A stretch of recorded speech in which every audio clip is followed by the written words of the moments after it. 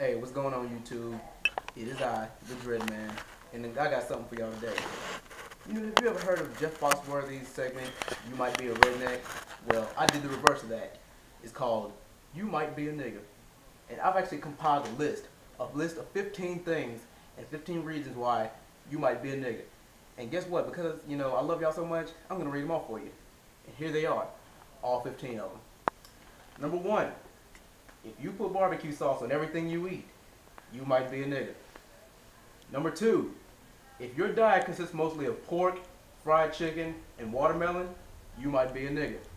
Number 3, if you spend your whole check on jewelry, you might be a nigga. Number 4, if the rims on your car cost more than the car itself, you might be a nigga. Number 5, if you or your child's name is named after something you can't afford, you might be a nigga. Number 6, if you use the N-word more than 10 times a day, you might be a nigga. Number 7, if the police pull you over without giving you a clear explanation as to why they did it, you might be a nigga. Number 8, if the white man at your job makes more money than you do and you've been working there longer, then you might be a nigga. Number 9, if you're exceptionally good at running and jumping when it comes to basketball, you might be a nigga. Number 10, if you have more than 5 syllables in your name and you can't pronounce it even when drunk, you might be a nigga.